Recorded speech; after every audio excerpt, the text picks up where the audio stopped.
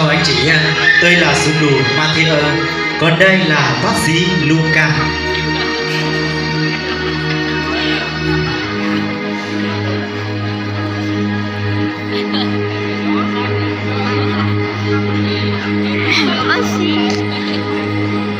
Đã có nhiều người kể lại và ghi chép về cuộc đời Chúa Giêsu.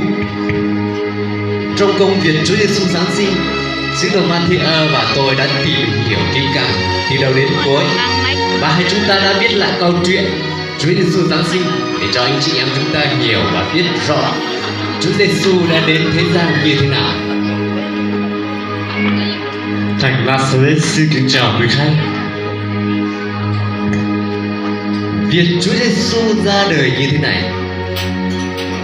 Thiên sứ Gethleem được Đức Chúa Trời sai đến một thành phố trong miền Galilee tên là Nazareth, gặp một trinh nữ đã đính hôn với một người đàn ông tên là Joseph thuộc gia tộc của vua David, và trinh nữ ấy tên là Joseph.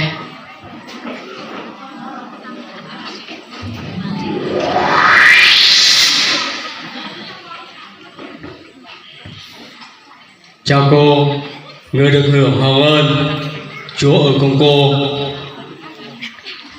Được chào như thế có nghĩa là gì? Hỡi cô Mary, đừng sợ, vì cô được hưởng hồng ơn của Đức Chúa Trời. Này, cô sẽ thụ thai, sinh một con trai, hãy đặt tên là Giêsu. Con trai ấy sẽ được tôn trọng, sẽ được xưng là đấng tối cao. Chúa là Đức Chúa Trời sẽ ban cho Ngài ngôi vua David tổ tiên Ngài sẽ làm vua nhà Gia-cốt mãi mãi, và nước Ngài sẽ không bao giờ suy vong. Làm gì việc này xảy ra được, vì con chẳng hề sống với một người nam nào. Thánh linh sẽ giáng trên cô, cho nên con thánh sinh ra sẽ được xưng là con Đức Chúa Trời, vì chẳng có việc gì mà Đức Chúa Trời không thể làm được. Con đây là tôi tới của Chúa, xin điều ấy xảy ra cho con như lời của Ngài nói.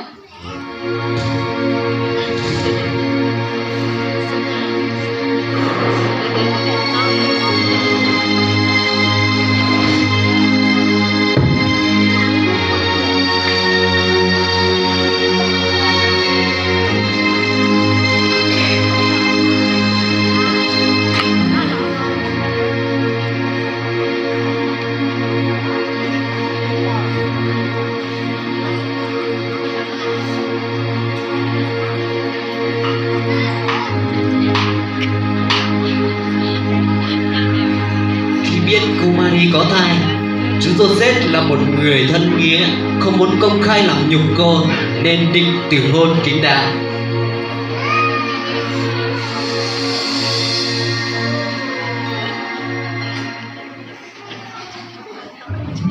Tôi sẽ từ bỏ em Marie một cách im lặng, bởi vì tôi không muốn người khác làm nhục cho cô ấy.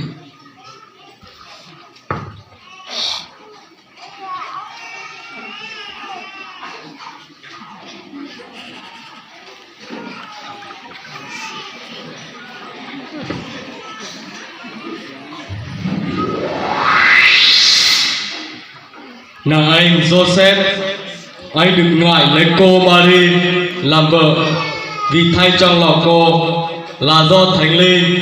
Cô ấy sẽ sinh một trai, và anh hãy đặt tên là Giêsu, vì Ngài sẽ cứu dân Ngài thoát khỏi tội lỗi của họ. Tất cả những việc này xảy ra để ứng nghiệm lời Chúa đã truyền qua vị tiên tri. Này, một trinh nữ sẽ thụ thai, sinh một con trai, họ sẽ gọi con trẻ là Emmanuel, nghĩa là Đức Chúa Trời ở với chúng ta luôn.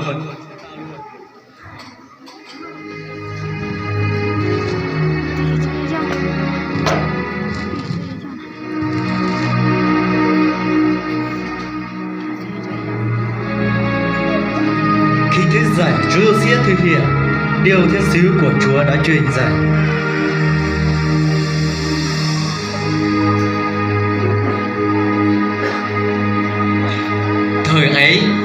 Caesar August ra một chiếu chỉ truyền toàn thể dân chúng phải đăng ký vào sổ thuế. Và đây là một cuộc đăng ký đầu tiên được thực hiện trong thời ông Quirinius làm thống đốc ở xứ Syria, và mỗi người phải về quê quán để đăng ký.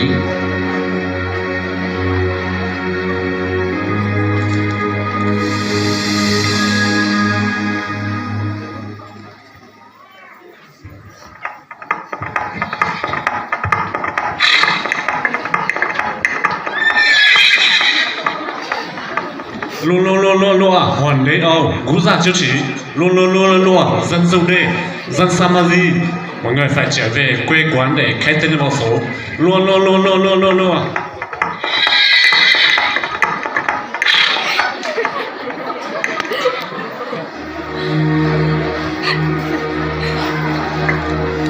Vậy nên Chúa Giô-xép cũng từ thành phố Nazareth miền Galilee lên miền Giô-đè ở phía bắc xứ Palestine.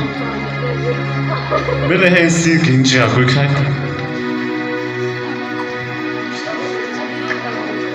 Trong khi họ đang ở đó thì có cô Mary ngày mãn nguyệt khai hoa. Cô xin con trai đầu lồng và lấy khăn bọc con và đặt con nằm trong mãn cỏ, vì đêm ấy không còn chỗ ở cho họ nữa.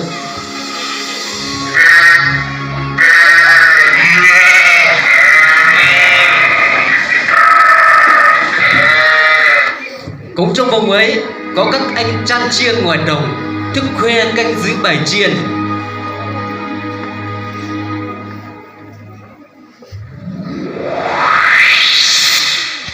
Anh em đừng sợ, vì này tôi báo cho anh em một tin mừng trọng đại, sẽ là tin mừng cho toàn dân. Vì hôm nay trong thành phố David, cứu Chúa, tức là Chúa cứu thế, đã sinh ra cho anh em. Đây là dấu hiệu nhận biết để nhận ra Ngài. Anh em sẽ gặp một em bé mặc bạc khăn nằm trong máng cỏ.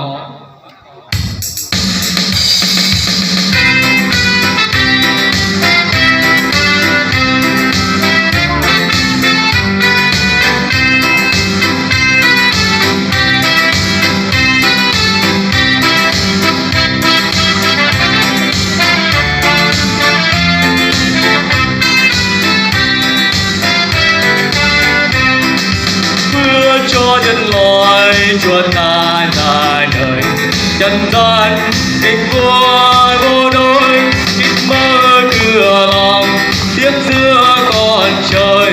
Bầu trời vạn vật hòa thịnh, bầu trời vạn vật hòa thịnh, trời nở sương ca kinh khen của mình. Hứa cho nhân loại Chúa này cai trị, quân dân âu ca hoan hỷ, hãy đao dần hà trôi ban ca thì đồng hoạt nhịp yêu mừng vui, đồng hòa nhịp yêu mừng vui, hòa cứu thanh ca khi hơn muôn đời. Hứa cho nhân loại, hứa cho nhân loại, Giêsu đã đến.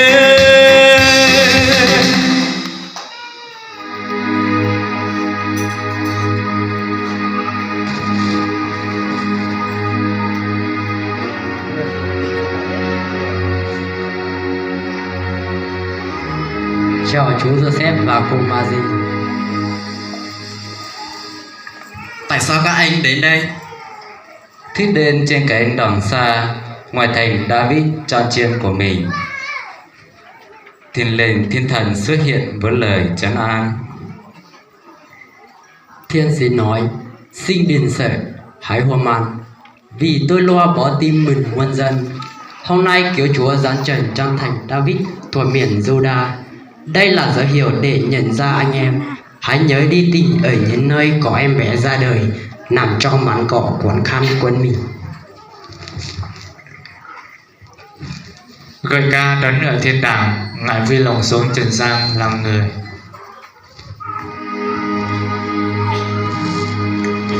Khi tìm được cô Mary cùng chú Giô-xép và đứa con trẻ nằm trong máng cỏ, các anh chăn chiên kể lại những lời đã báo. cho họ về con trẻ. Anh nghe cũng điều ngạc nhiên về những lời các anh chăn chiên kể, còn cô Marie ghi nhớ suy ngẫm trong lòng.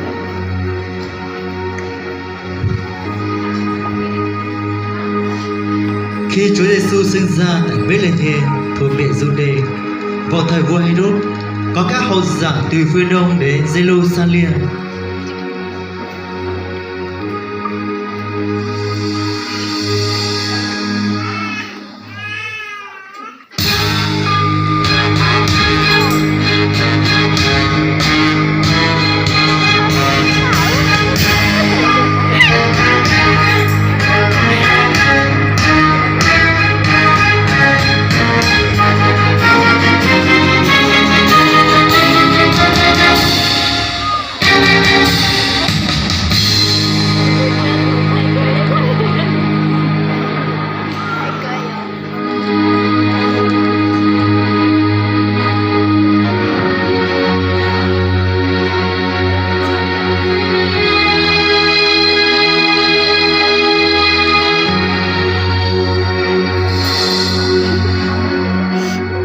Thưa bệ hạ, vua dân Do Thái mới ra đời ở đâu? Chúng tôi có thấy ngôi sao ở phương Đông nơi đến tung từ ngài. Thưa bệ hạ, vua dân Do Thái mới ra đời ở đâu? Vì chúng tôi thấy ngôi sao ngài ở phương Đông nên đến đây tôn thờ ngài. Vua dân Do Thái ra đời. Ngôi sao ở phương Đông, mau con triệu tập tất cả các thầy chính tế và các thầy nói sớm.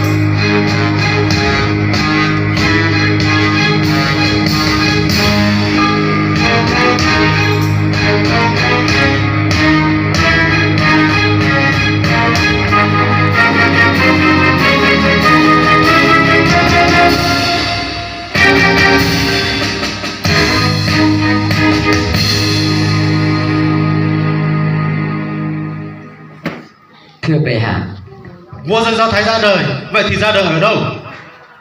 thưa bệ hạ, vua dân Do Thái phải ra đời tại thành Bethlehem, đất trịnh tộc Juda, vì có lời kế chép rằng ngươi không nhỏ nhất đâu, vì từ nơi ngươi sẽ xuất hiện vị lãnh đạo đến sẽ lo chăn dắt dân Israel là dân tuyển của ta.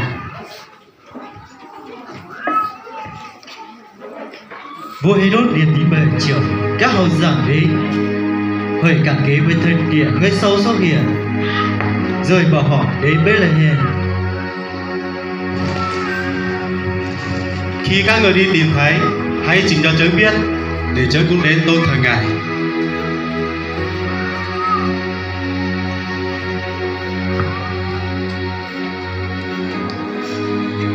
Nhiều vua truyền như vậy, các hầu giả đây đường và kìa, người sâu họ thấy bên bên đông, cho đi để trước họ, cho đến nơi có con chìa thì dừng lại, thấy người sâu họ hơn vui mừng.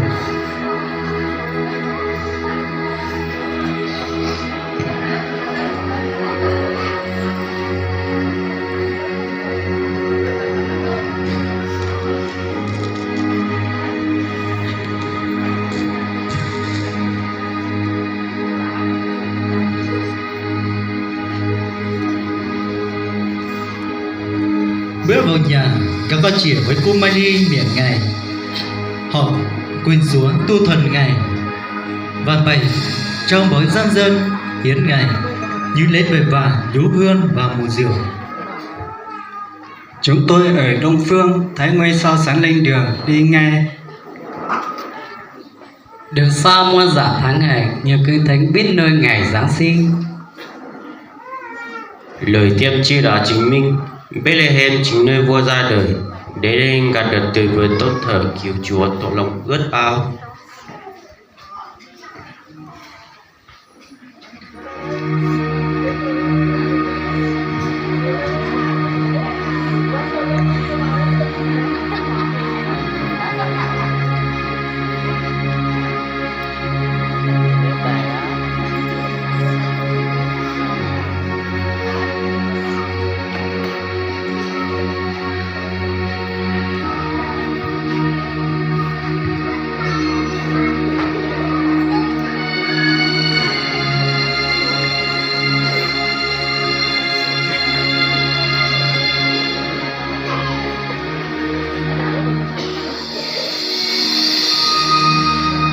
gặp con trẻ, và chính đêm đó thiên sứ báo tin cho các nhà thông thái rằng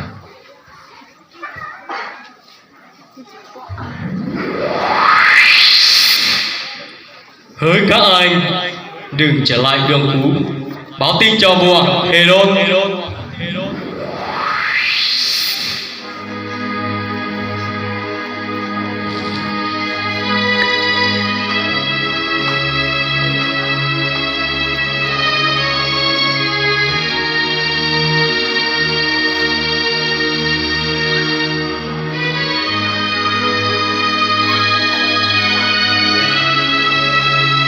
sau khi nghe thiên sứ báo tin thì các nhà thông thái trở lại con đường khác về xứ mình.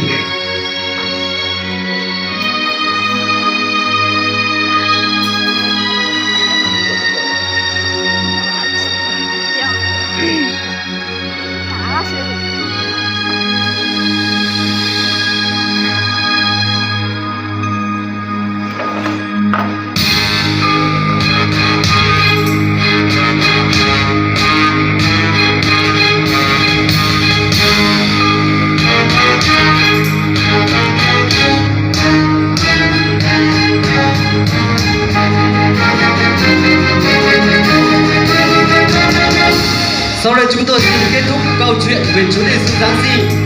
Sau câu chuyện Chúa Giêsu Giáng sinh, và chúng tôi hy vọng tất cả anh chị em có niềm tin về nơi Chúa, và xin Chúa ban phước cho tất cả anh em chúng ta, và xin chúng ta trong một tràng pháo tay thật lớn ạ.